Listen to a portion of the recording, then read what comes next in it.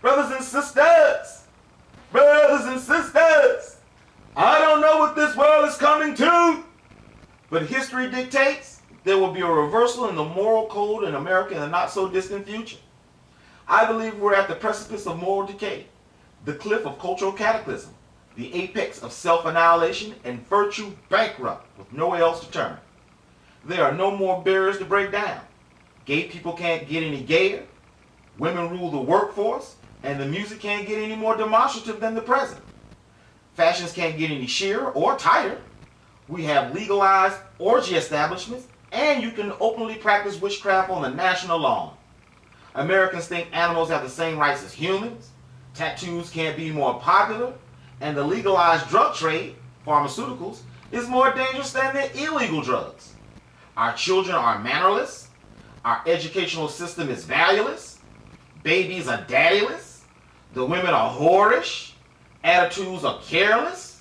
Black on black crime is senseless. Feelings are heartless. Our leaders are shameless.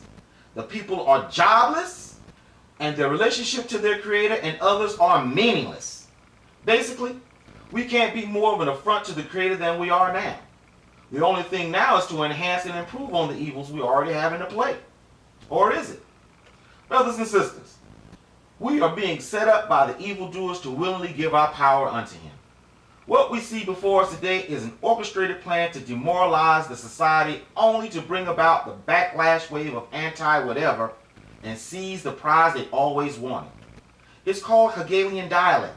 Basically, prop up opposing factions only to get the desired reaction. According to Yahoo News, under Mississippi Religious Freedom Bill criticized as discriminatory. Quote, Mississippi's governor said he will sign a religious freedom bill approved by the state lawmakers over objections of opponents who say it could be used as an excuse to refuse services to gays and minorities. It is modeled after the 1993 federal law with the same name and will take effect July 1st. Critics say the measure legalizes discrimination, giving businesses the right to refuse services based on religious objections. Example, every movement needs an enemy. Black Panthers had the white man. Feminists had the black man. The hippies had authority. And gay rights have become the enemy of us all, and the linchpin to going back into the 1950s. Out of the justified objections to all the gay this and all the gay that, the white man overall plan of the South rising again will come into fruition under the banner of religious liberty from gay people. Don't laugh or be smug. Up until the late 1950s, most religious denominations in America believed the Bible proved the so-called African Americans was cursed to be their slaves. Question, how long do you think it's going to take before someone in the great southern state of Mississippi hears, your money not good here, nigger? This next thing may sound crazy, but looking at things hindsight 2020, it's as if, I shouldn't have thought, it's as if the Obama administration's entire plan was to piss these crackers off, knowing the white man is in total control of their state laws, just to have this type of backlash happen in the future. For example, who didn't know a black man who they already despised telling them to give up their guns wasn't going to have an opposite reaction? What intellectually challenged individual doesn't realize when the black man, who they already despise and inwardly know he's a Muslim, starts saying anti-Christian stuff in usurping state jurisdiction and become a champion of the gay rights movement, wasn't going to create a heavy-handed response from the pure right Christian male? Who? You, Mr. Hebrew? Though I do believe Hillary Clinton will win the next election, I don't think it will be by her own doing. I think she will be used to further the decay of America in the minds and hearts of the people, so to ensure a dominionist president in the next few elections. See, the evildoers and the dominionists need the public to willingly take a deep drink from the cup of wrath and indignation. The Reconstructionist umbrella believes in a different form of Kenyanism. According to Wikipedia under Kenyanism, quote, Kenyanism is the belief that the God-ordained social order for humanity is tribal and ethnic, and focuses on man's duty to love one's own kind. It is considered an offshoot of Christian Reconstructionism that originated among anti-immigration traditionalists in the southern United States.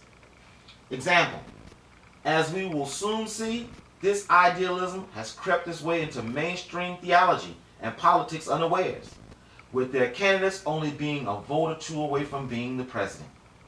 According to Wikipedia under theocracy, quote, theocracy is a form of government in which a deity is officially recognized as the civil ruler, and official policy is governed by officials regarded as divinely guided or is pursuant to the doctrine of the particular religion or religious group.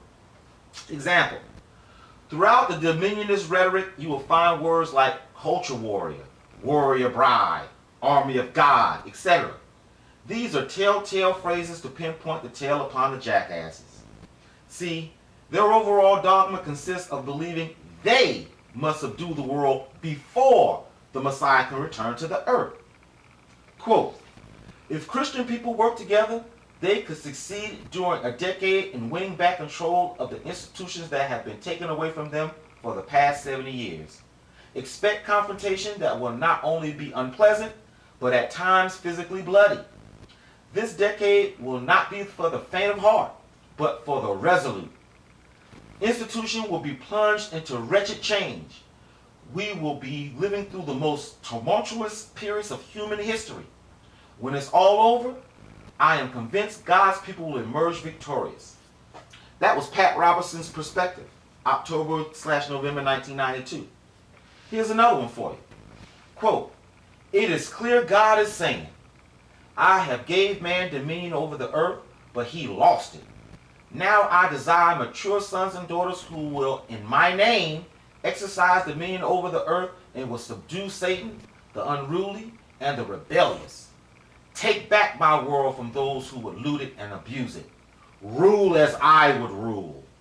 That again, Pat Robertson in The Secret Kingdom. Example, now does the Tea Party antics make sense to you? The evangelicals are revisiting their anarchist days. When the scripture said seducing spirits in the last days, it really meant seducing spirits. Under the guise of contemplative prayer, the demons of Lucifer are being unleashed upon the entire church at once. Under this discipline, hint, anytime the word discipline is attached, it means a ritual of some sort to conjure to get something in return.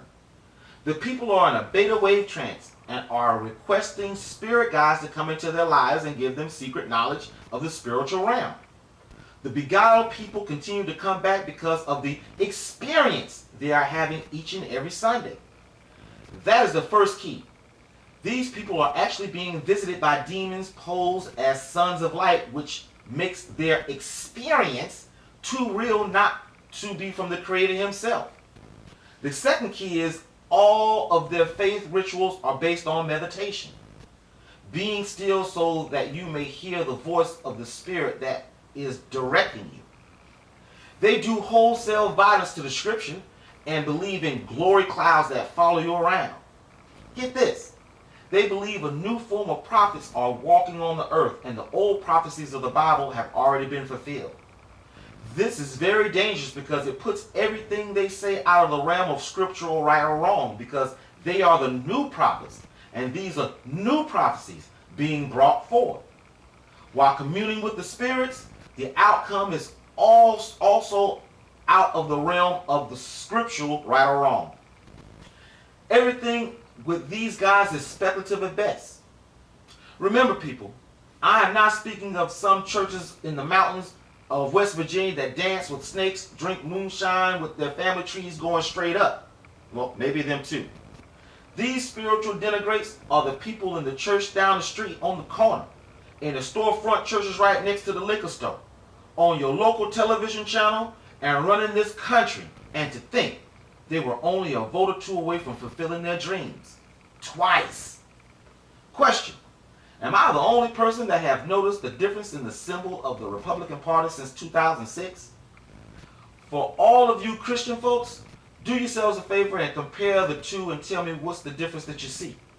What I saw was the star points are no longer pointing upward like most stars do. Now they point downward. And everybody knows what a downward pointing star is. The pentagram. Even if you don't believe in such hocus pocus, I do. The very fact that a party that is so meticulous as to hire consultants to tell them how much scuff to put on a candidate's shoe would alienate their core base, rich evangelicals, without there being a spiritual director. Understanding this small amount of research, the next passage should start to make sense to you. Jeremiah 50:16. Quote, cut off the sword from Babylon, and him that handleth the sickle in the time of harvest. For fear of the oppressing sword, they shall turn every one to his people, and they shall flee every one to his own land. Example, by saying in time of harvest, denotes the end of days, and the great harvest of the wheat and the tare. The oppressing sword is not of Yah, but of the oppressor who smote the people with a continual stroke. That's Isaiah 14:4. Am I the only person that have wondered why the red states have bled red in political capital, pushing through the immigration bill and not enforced any of the laws yet? It's coming, my people. I cut this short. I got a ton more for you if you need it. But as always, thank you for listening. Look for the next.